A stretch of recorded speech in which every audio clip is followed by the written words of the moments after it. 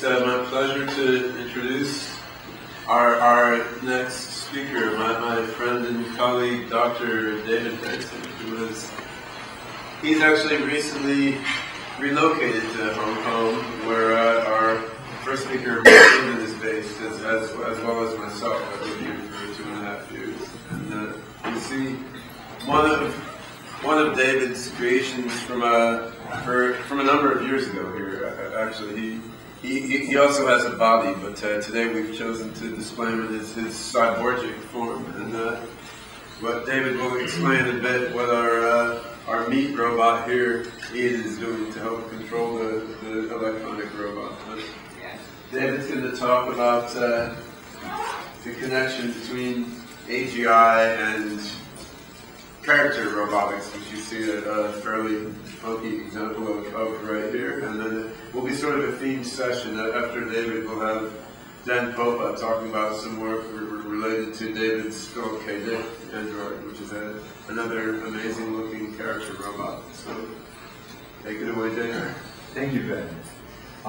Yeah, it's wonderful to be working in Hong Kong and collaborating with Ben. And thank you, Ben, for loaning this robot back, because it was donated to the Open Cock group. And so Mandeep here and David Hart, floating around back there, are also here from the Open Cock group, and we've been collaborating to interface our character robots with Blender through ROS. And so that's what you see an example of here, and I'll discuss that a little bit momentarily, but I just wanted to extend my thanks to Ben and the Open Cock team for joining us here. And Ian has come in from Texas. He's a killer programmer, Debian guy, super guy, and designer, who's been working with my company, Hanson Robotics, to put some of this software together. I also want to give a little bit of credit right now to some of the interaction that we see on this is through machine perception software suite called Face Shift that can detect your face and mental. And Dan Popa's group did a first prototype with this at UTR. However, we've now interfaced this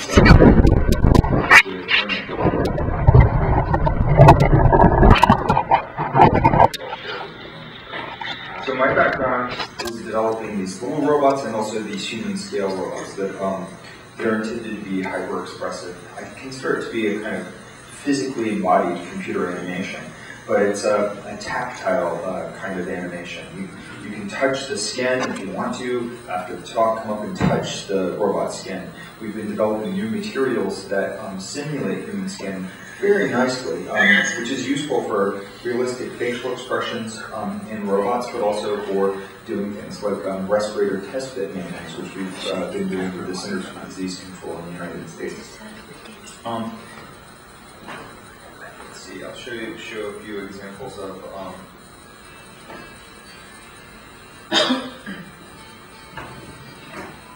facial expressions.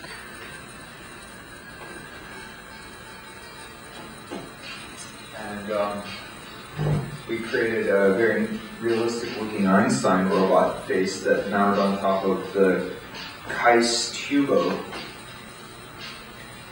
So it walked around, human scale robot. And this robot with track faces. Also built a small version of this back in 2007, and then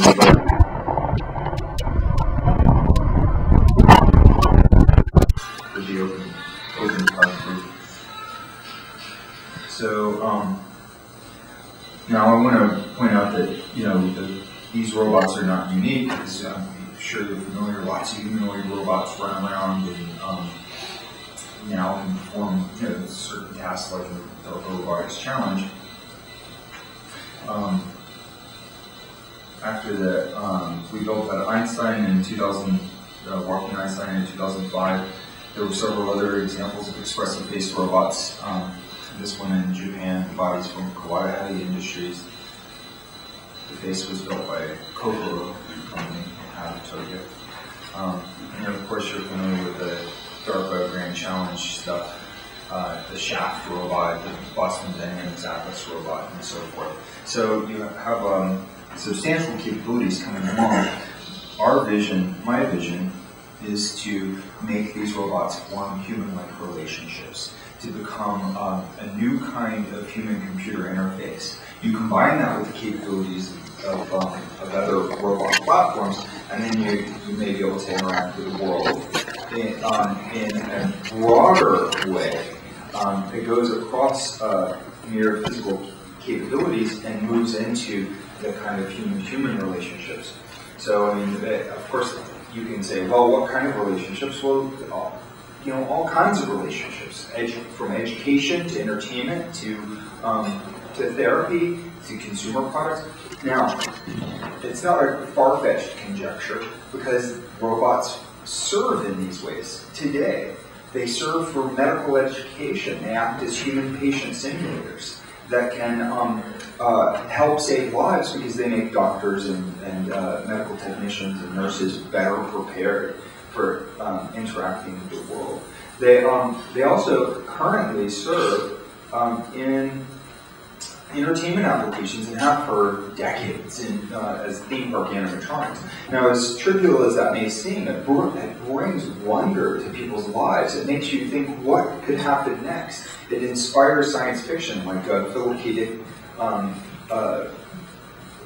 his book, We Can Build You, was inspired by the Abraham Lincoln exhibit in the Hall of Presidents at Disneyland. Science fiction can inspire then robots. In fact, you know, the term robot itself and robotics came from science fiction writers. And then, of course, toys can be very inspirational and educational. And now, many of the most successful robot toys are actually educational robot toys that bring science, technology, engineering, and math into the lives of kids. So you start to see these kinds of loops, these very interesting cycles. And so, one principle that I'm bringing into the design of my robots is that these kinds of iterative loops between design, between application in the marketplace, inspiration of next generation technologies, and the research that we might be doing, then can lead to these incremental advances towards more generality, more generalized intelligence in the machines. And so, for now, they may be fairly simple. Soon, they can be considerably more complex. And then eventually, we may be able to achieve human smart machines, and perhaps go beyond human level intelligence to, you know, greater than human genius machines. Let me pause this for just a moment while I try plugging in the sound and see if you can. That's too loud.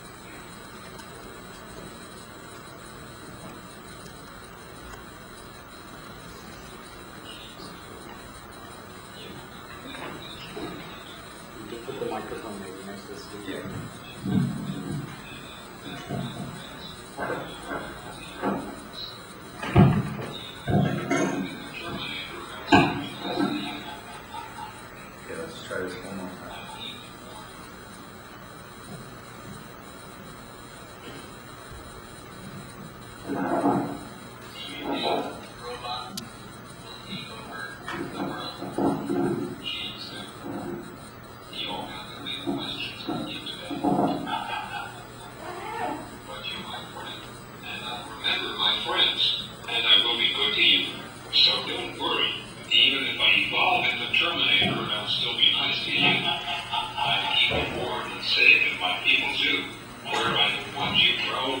I'm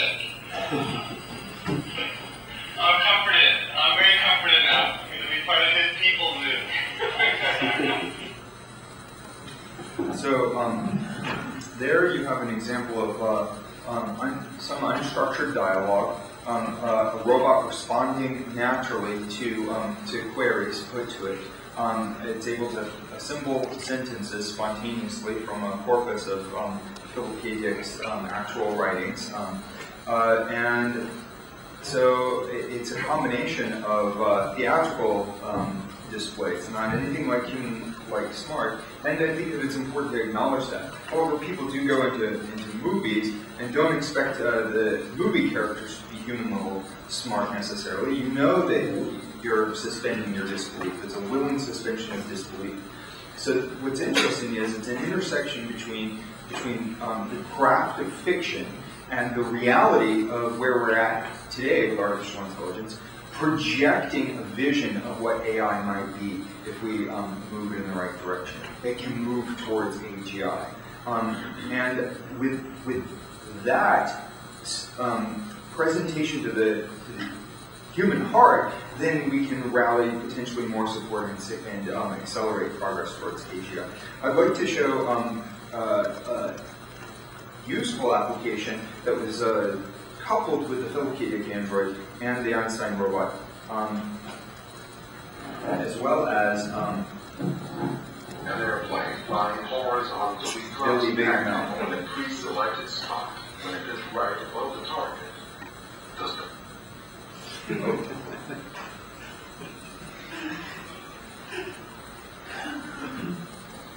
An airplane flying horizontally drops a packet on a pre-selected spot when it is right above the target. Does the packet hit the target? Explain. The packet will hit the target because it will fall straight down. Good job. What else can you say? So with that particular robot, you can see that it can work as well with mass-produced consumer products potentially as with a very expensive Philip K. Dick android. Now we also built this Diego-san robot that is a giant baby. I mean, I say giant as in it's like 2 meters tall, a proportion of like a 1-year-old.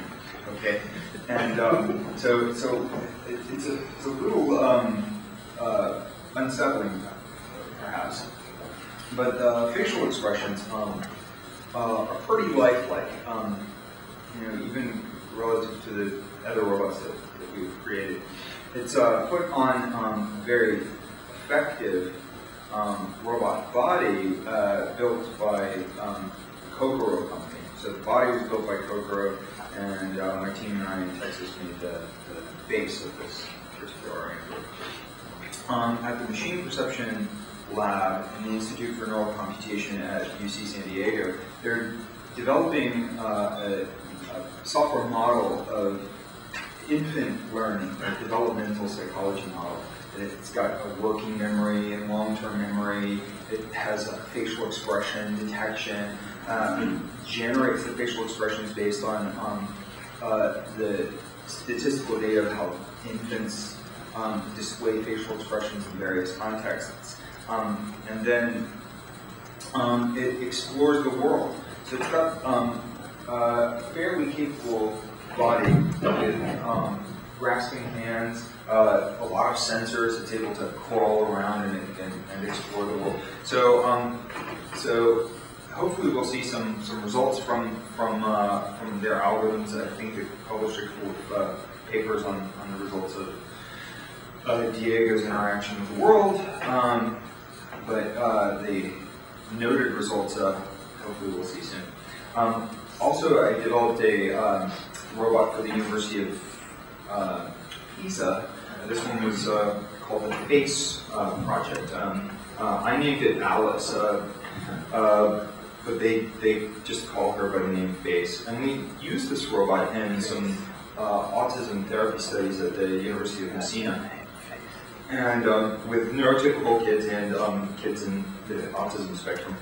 And the results were quite excellent. And this robot with a makeover has been serving in some additional studies at the Neurological Hospital just outside Pisa over the last 2 years. So this robot has been in use since 2008.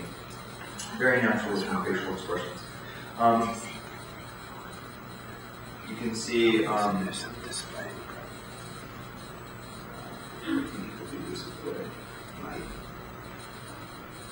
well, we've made a wide range of different looking robots from African-American female robot named Bina 48 and to a portrait of Charles Babbage, Zeno Valea, which is on the upper left, right hand.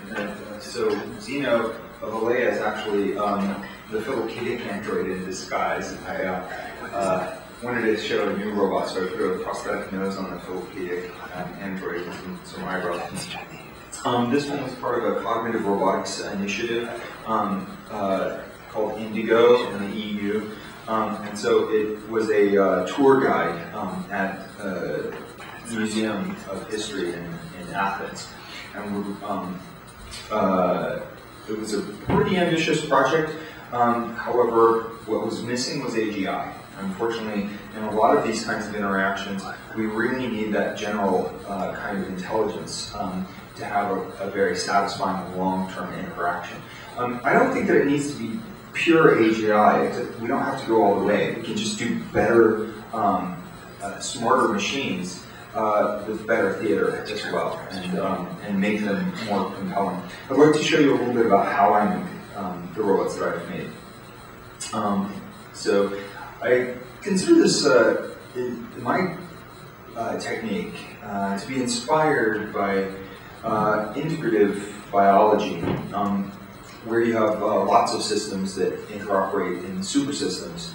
And it's not just the bioscience, it does include the biology and science of mind and psychology, but also when we consider the hardware, this sort of biological approach to the hardware and the software, the art and the design for the social aspect, we can create these kinds of robots that span multiple disciplines and start to have multi-uses in the world of research and practical applications.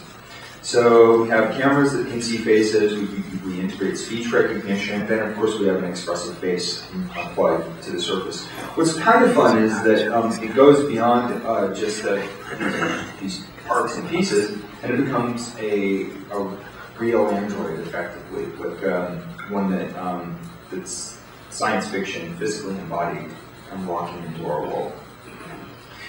One critical element to the kind of facial expressions that my robots display is what I call frubber. And frubber is a nanotech material that uses a lipid bilayer cell formation, a hierarchical cell formation, in a platinum catalyzed polysiloxane elastomer. So if you look at this in a scanning electron microscope like this, you'll see that the cells go extremely small. What's really fun about this material is it's very, very soft and pliable, but it's actually stronger than the base elastomer when you don't use this technique. And that's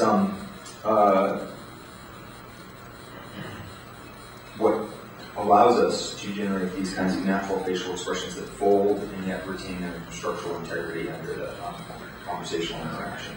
So here's a little bit of the process from art, which is the sculpture, for example, of Einstein. That's what Einstein looks like if you shaved his mustache and eyebrows.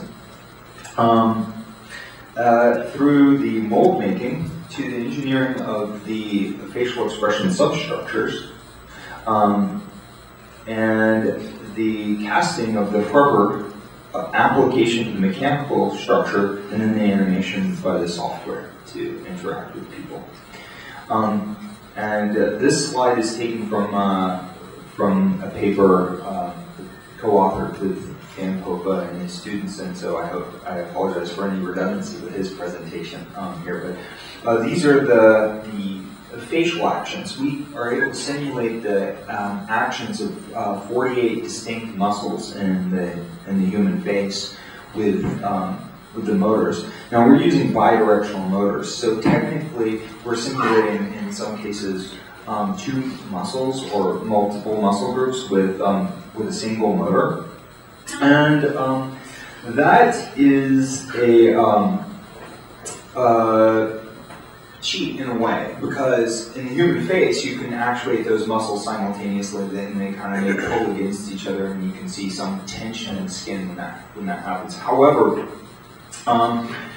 for most of the kinds of facial expressions and most of the facial action compositions that you would see in like Ekman's facial action coding system, we can do it. You know, we can pretty much the full range of facts plus. Part of what you have in this is not just the sculpted form in clay, but you are sculpting the form in mechanical actuation and then sculpting it further in software. So in this way, it's very similar to computer animation as an art form, where you have to generate the end targets, like the blend shapes and so forth. Of course, we don't have the luxury of actually sculpting those end targets. It all has to be done in the actual musculature simulated inside the skin. And we can't simulate the full complexity of musculature. But my background as an artist, these are some of my works from theme parks. I was a professional sculptor for about 2 years. And I have an undergraduate degree in film animation video from Rhode Island School of Design. That helps inform how the robots are structured, how they should be animated, and so forth, beyond the engineering principles and principles of cognitive psychology and neuroscience that can inform how aesthetics will be perceived by a human observer. But neuroscience and cognitive science have a very incomplete understanding of how we perceive aesthetics. So you can't take the fundamental principles, the first principles of neuroscience, which are, as we know, we don't understand the human brain end to end of it, you know. So we don't really have first principles there. So you can't really apply those to engineer a work of art or a work of design, you know. I mean, you can engineer an iPhone, right? But there's a design aspect to that. You can engineer products, you can engineer these applications. So if we're considering human-robot interactions, and in particular the kind of interactions that you might have with an AGI system through a robot interface with the real world, including social interactions with people, the artistry and design in the process are instrumental to achieving successful human-robot interactions. We can then try to reverse engineer what the artist did, create expert rules or pseudo principles, and then apply it.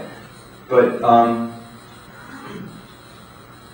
some of the kinds of robot interactions, the way that they look and how people's minds process these, we don't understand yet. We don't know what this does to your brain when you look at it, right? I mean, there are some conjectures about things like the uncanny valley, and I'd like to get into that. We know that people respond to the humanoid form, and that's why you see it in works of art. This is not a robot. This is a static sculpture by Ron Newick, who it's called Mask. He was an animatronics engineer designer for Jim Henson Studios, and then he went on to become a fine artist. These works of art have mysterious impact on the way we feel about our identity, who we are, etc. So there's this principle of the uncanny valley, which says that realistic robots are desirable if we make them absolutely real, like you can pass for a human. So Masahiro and Mori conjectured further that there was this dip in impression as you approached realism, but it wasn't perfectly real. In other words, you could see that it was not human. So, for example, with this weird snake with neck on this tiny little Einstein robot. It would make people feel uncomfortable and maybe repelled by the thing. And so this has been kind of a design principle guiding a lot of robot design. But it's not based on data. And what data there is really inadequate. You know, it's kind of like you have some examples. Like this is a morph from a Curio robot that was this was done by Carl McDorman and Hiroshi Shiguro in a study where they were arguing that as you did a morph from a abstract robot to a real person, there would be an inherent uncanny valley. I adapted a little bit and used a different image of my philopedic android than they did and got slightly different results. But then if I modulated the morph, you can sort of see that the intermediate designs or stages are more designed than this kind of random morph.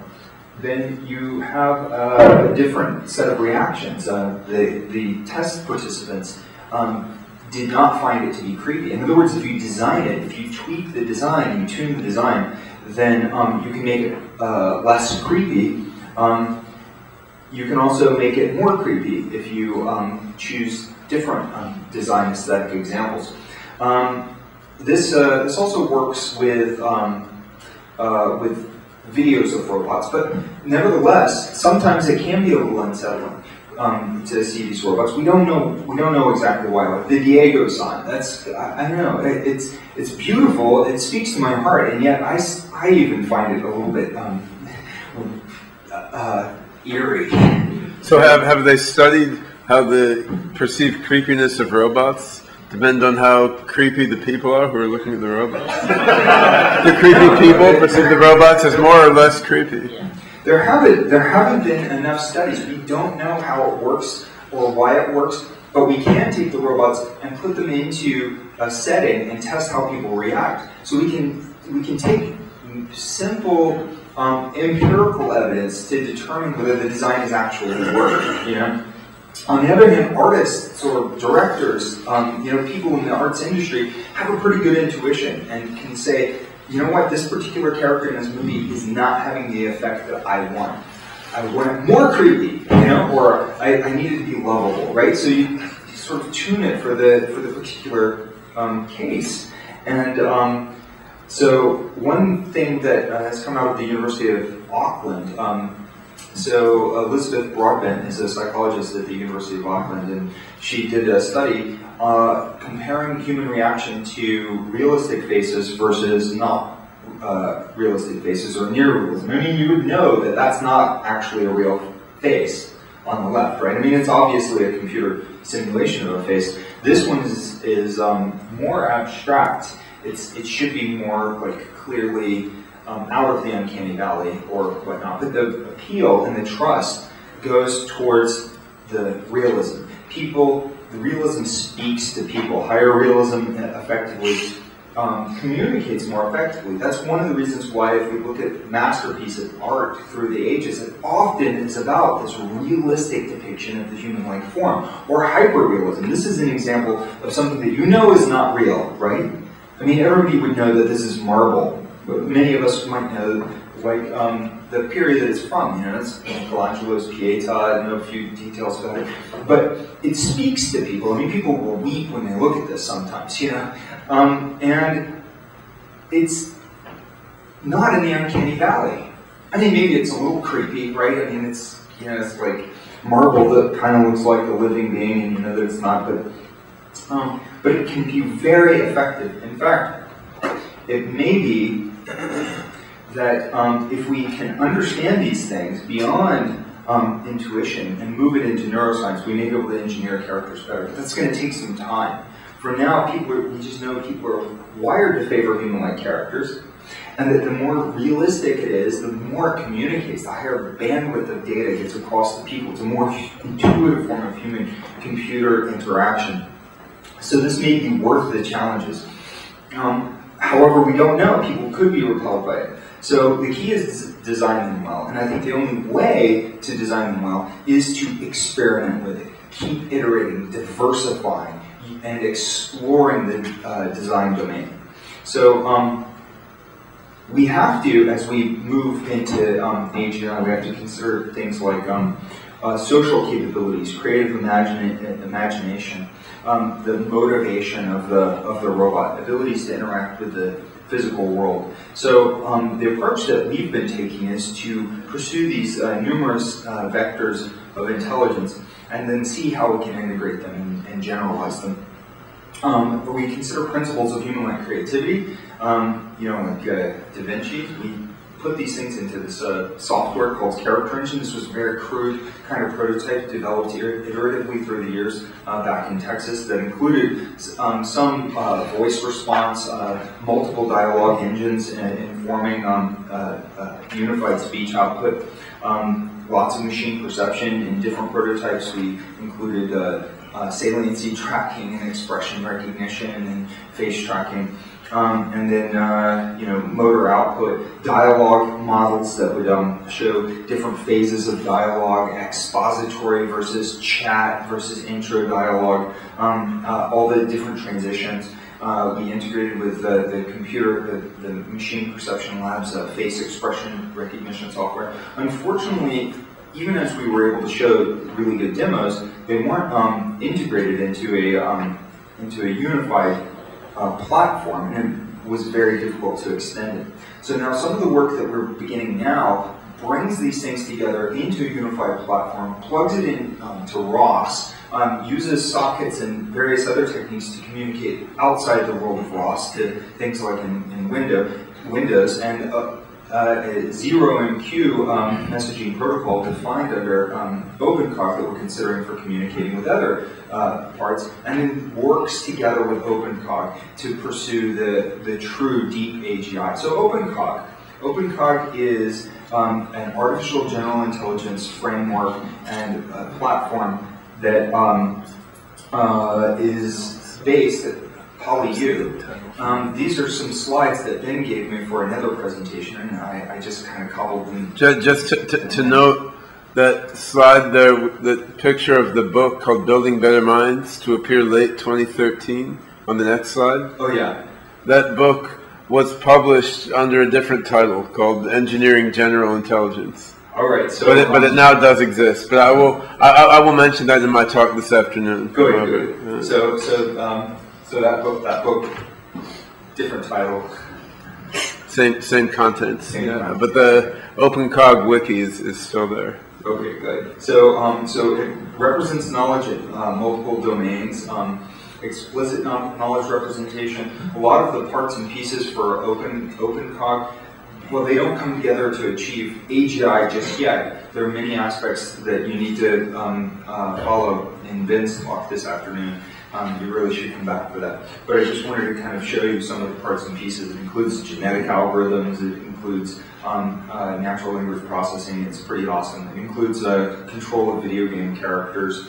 It includes the integration of a hierarchical temporal visual learning system, and then integrates that into this cognitive semantic framework. So what we've been doing is trying to bridge some of the parts and pieces that we've had in the Hanson Robotics software constellation with the OpenCog system, and re-implement what has been weak in the Hanson Robotics architecture and the new framework.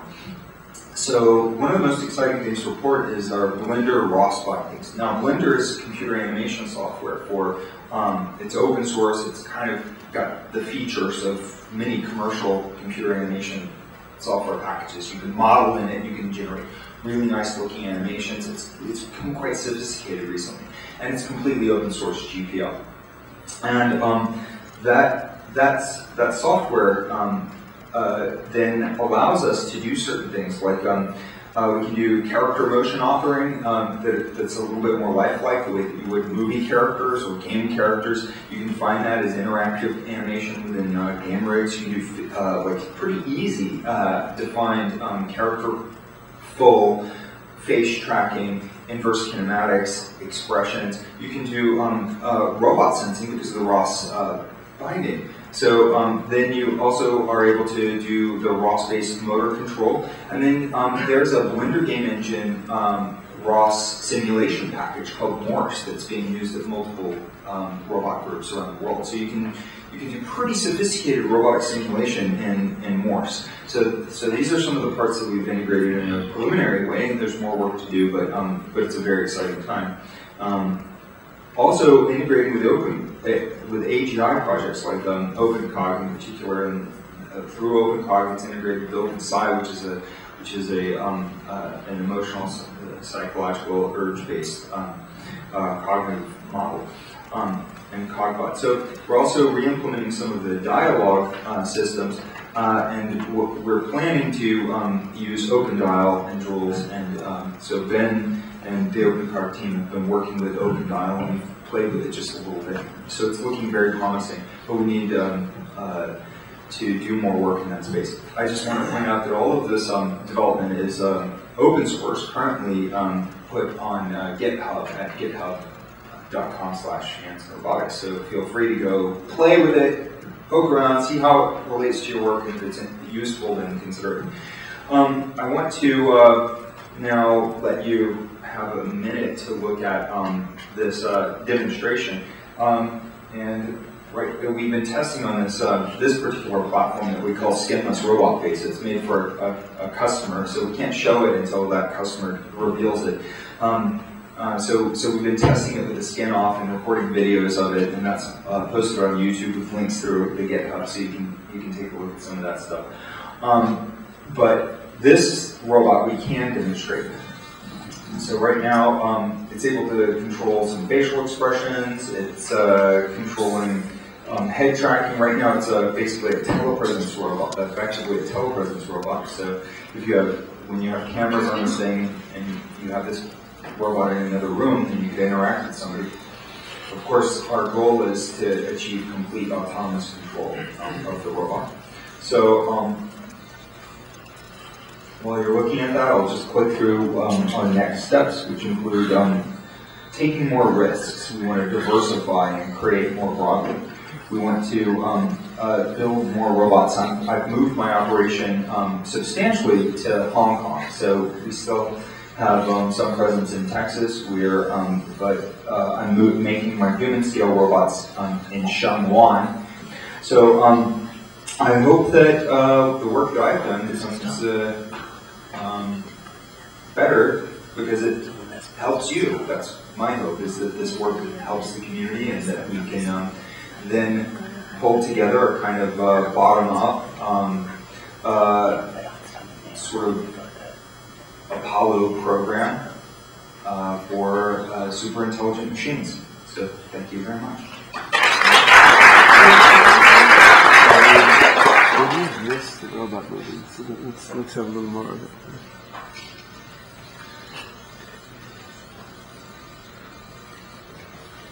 All right. Do we have any questions for David or for Einstein? I would be happy to answer questions.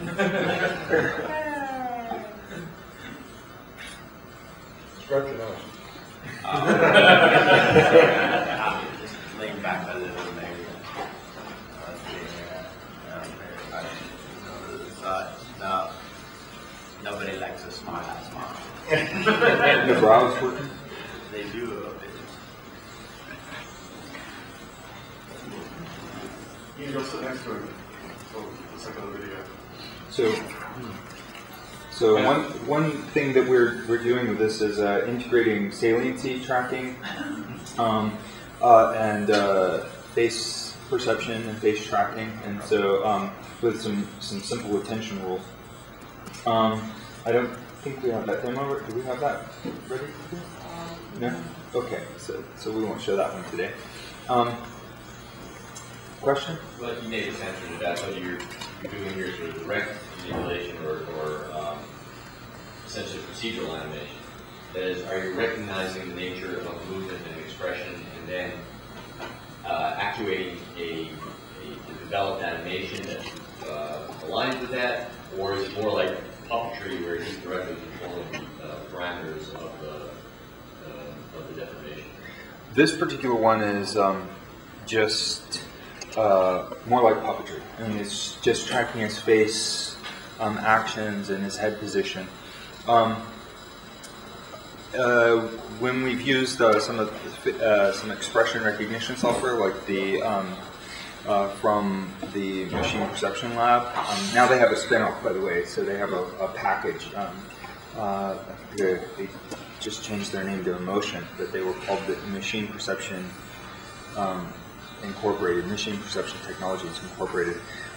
So they have a good SDK that's solidified out of that. That does recognize Ekman's basic 6 expressions and, of course, neutral. So you can recognize happy, sad, angry, disgusted, surprised, and afraid.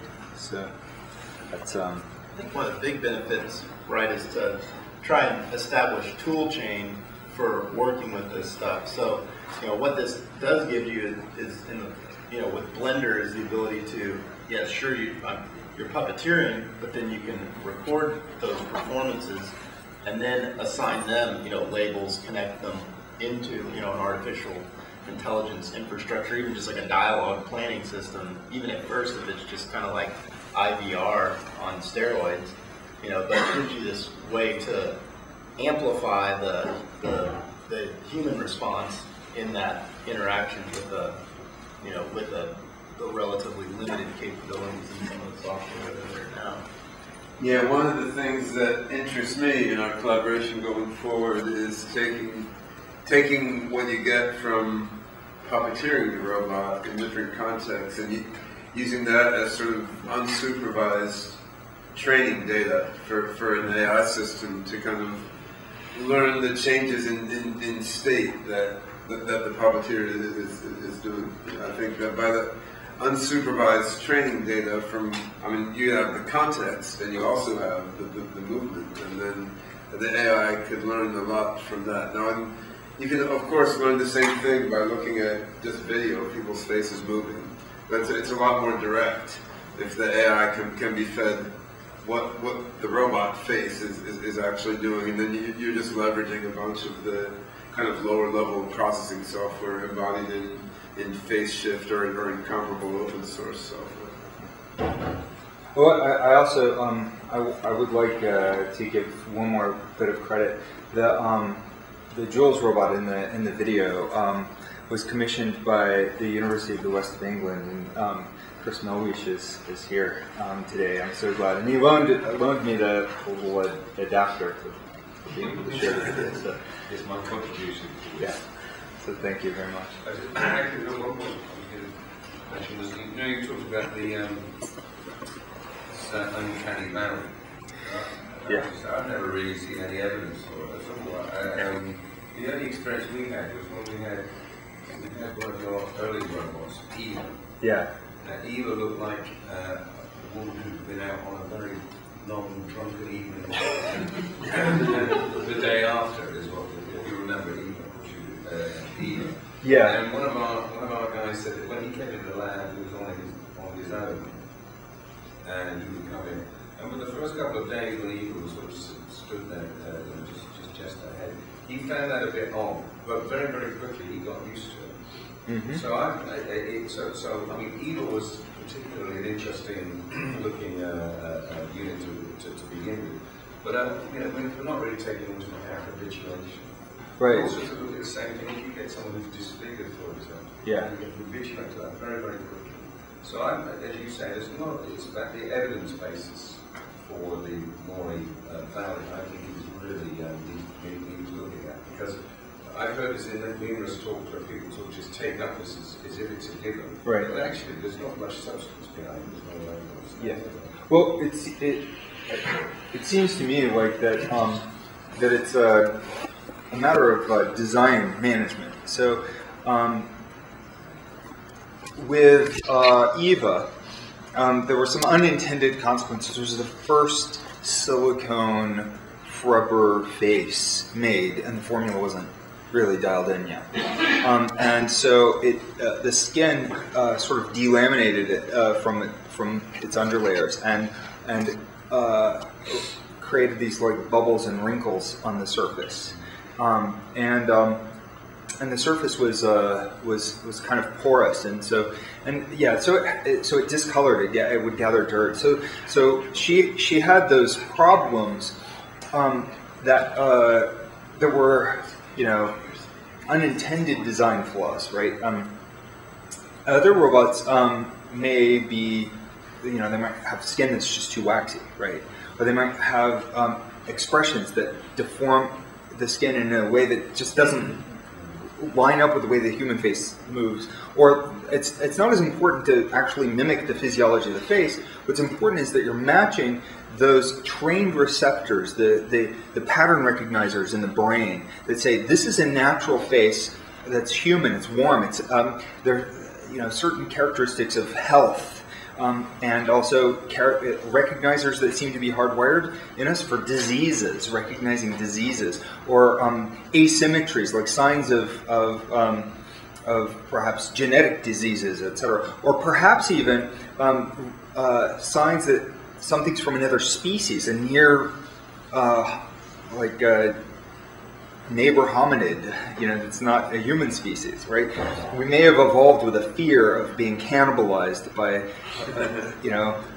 Yeah, what I think is interesting about the uncanny valley is, I mean, it's clearly, there's no strong evidence of any kind ever presented for it. I mean, when you look into what was originally written about it, it's just some guy expressing his opinion. So it's an interesting psychological fact, however, that people like the idea so much. I mean, people read about the uncanny valley, they're like, yeah, that must be right, because somehow people want it to be true that robots too similar to people are creepy and unappealing. So that in itself is an interesting observation. There is evidence, like with some of the humanoid robots from Japan being used in some neuroscience at UC San Diego that showed like this hyperactivation when being showed videos when an fMRI machine would, you know, their brains would freak out a little bit when being shown these videos of these robots. But did they compare that to people looking at actual Japanese people? They did. They showed it with the people looking at people. But for me, that's evidence not of a valley, but of an uncanny effect. And I don't think that it's highly correlated with a level of realism, whatever that means, right? Because you could have cosmetically atypical people, right? They're perfectly real, they're alive, and yet they might be startling, right? You might have this a very similar reaction. And you can also tune robot design to be like super normal stimuli, overactivate our aesthetic perceptions, and you may be able to get like an over-positive reaction that just spontaneously happens. We don't know well enough, but I do know that there is a difference between the Jules robot, the Eva robot, the Phil robot. You know, these arguably would be very similar levels of realism. You know, particularly when you have like a disembodied head on a stick. I mean, this is, to me, this is no more real looking than Eva, right? I mean, it's like obviously a robot. And I mean, let's see if I can drive. I think the motor may be powered on, but you might be able to, by back driving, and see some of the facial expressions. I mean, around the eyes. Right? So make a job. There's a nice little smile. So that's a happy little answer. Yeah, we don't have that motor hooked up right now, but you can at least sort of see it when I back drive it. So I mean, it's tuned, right? Now, if that smile looked like kind of, I hate to say it's an awkward truth, but some people have $1 million smiles and some people don't, right? And so it could be perfectly real, but if we tuned it like a smile that doesn't work on the perceiver's brain, then it's not going to be as appealing. It might be unsettling.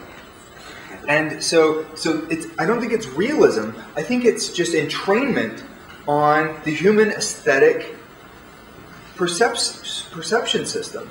And that's not fully understood, so it's a design challenge. But then if you combine that with the strangeness of the robot aspects, then you could say, well, it's the robot aspects, right? But I don't think so. I think you do get used to the robot speculations that could be reformulated as hypotheses that get tested, but the science has to be done. It hasn't been done. That's the key point. It hasn't been done. It seems like anecdotes point contrary to the conventional uncanny valley. Well, like in the game industry, there's no real indication, right, that consumers in the game industry are shying away from games that have better AI characters in them. Yeah, or more realistic characters, like Bioshock Infinite. Do you think there would be a reverse uncanny valley? Or once you have generally intelligent robots, they're creeped out by people who look too much like them. I know it's freaking me out. Creepy. Hanson sneaks up in the night, scares me.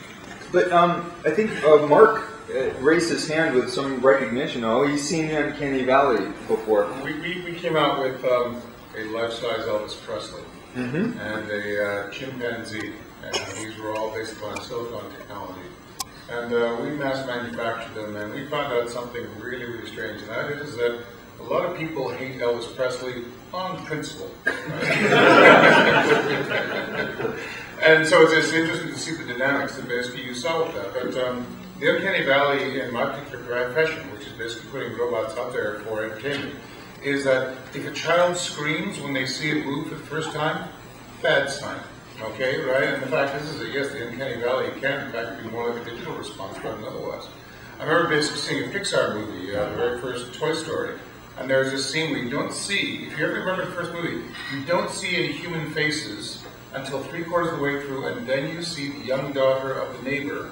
Okay, and in the theater I was in, children were actually screaming, because all of a sudden this big-eyed human character, realistic in every other way, all of a sudden came out. It was presented for the first time. Now, of course, it's old hat. But the fact was that I remember being there, right at an audience, when all of a sudden this big-eyed, animated human basically scared the crap out of people. And you see an awful lot of this in, for example, like modern animation, not just digital animation. For example, it's very easy to make a very simple cartoon character with believable emotions, right? And provided, of course, it's useful, we can basically consider them as an NPC.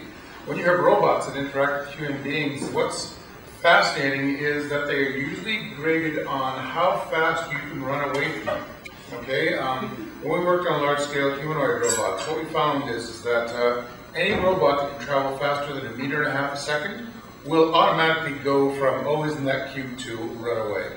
Okay, and what's fascinating is just suddenly realizing that as soon as something starts to invade your personal space in a way that essentially you would not be comfortable with, right, then all of a sudden you basically change from, like, oh, that which you want to play with, to that which basically scares the crap out of your children. And Pixar and various other sort of things, as I said, we've gotten used to it now. But the fact was that there was a time when, Terminator phobia was essentially what we were all expecting. And the embodiment of the uncanny valley is that if you remember back in the 1990s, everybody thought that, evil robots with German accents were basically going to kill us all. That hasn't happened. Oh, it might. Well, no, it might still. I mean, there's still some future. We keep on bringing on bad movies. But the fact is, we laugh now at Terminator movies, right? And the same way we laugh at Freddy Krueger movies. Well, actually, so the interesting thing, they were brilliant about it, right? When they came out with Terminator 2, right, they took the same robot and all of a sudden he's a good guy. Yes. And that was a very explicit manipulation. Although the character himself basically had about as much difference, like, about as much acting range as the original. Well, that's right. So the point was, right, that the movie immediately said there's nothing inherently good or evil about being a robot. That was what Terminator 2 was all about. Because there was two robotic entities. One was sort of a real robot, one was this liquid stuff. But one was good, one was evil, and it was clear that it was not because they were technology, but because it was the nature of what the technology was trying to do. And that was missing from the first movie, right? The first movie, all robots were evil. And the second movie was way more subtle about that, and it was in fact part of this whole evolution of how people are thinking about robots now.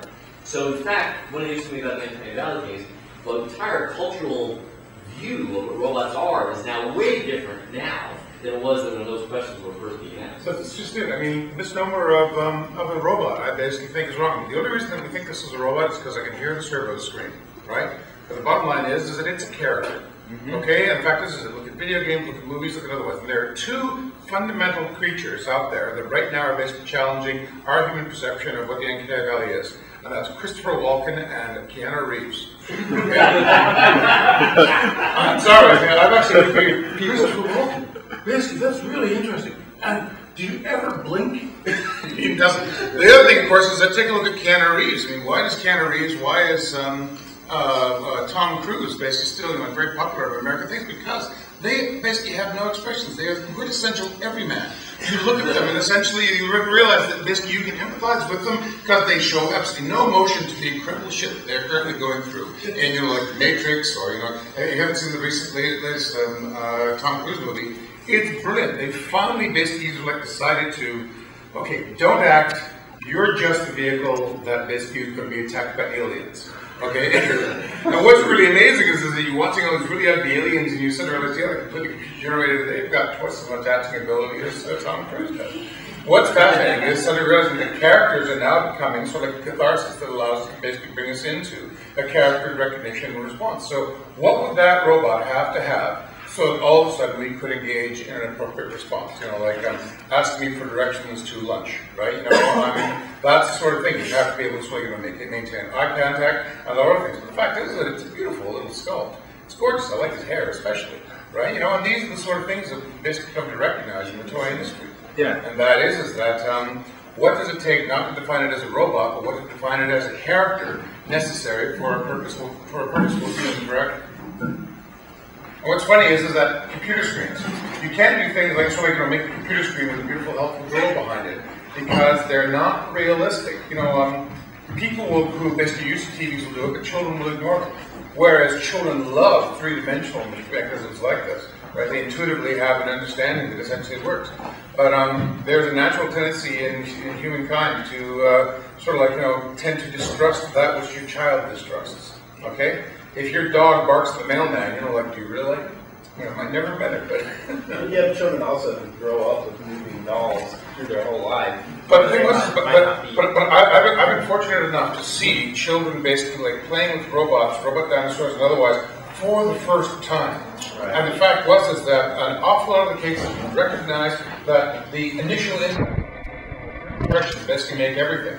And the fact is that what would that thing be? We basically have that thing powered up in a way that's nice and friendly and expressive, that's great. But the fact is that the child will basically, dismiss it as basically being inconsequential because it basically has no impact on them. Whereas if it was a dinosaur, if all of a sudden it opened up the mouth and shot lasers up, right, then all of a sudden they would have an answer like the video game impact that essentially is so essential to basically fix a child's attention into a video game so that they'll play the 200 hours necessary basically before they let the sequel. So again, what's interesting is it's not a character, it's a definition, not a robot, it's a definition of how will three-dimensional characters actually make real impacts on people. And what's fascinating is I've got lots of good examples, I've got lots of bad examples, but when you see an 18-month-year-old boy basically playing with a robot that's his size, and the first thing he does is knock it down, what sort of human psychology is going on there? Where does that fit on the uncanny valley? I mean, is the robot a dick or is it human? Or both.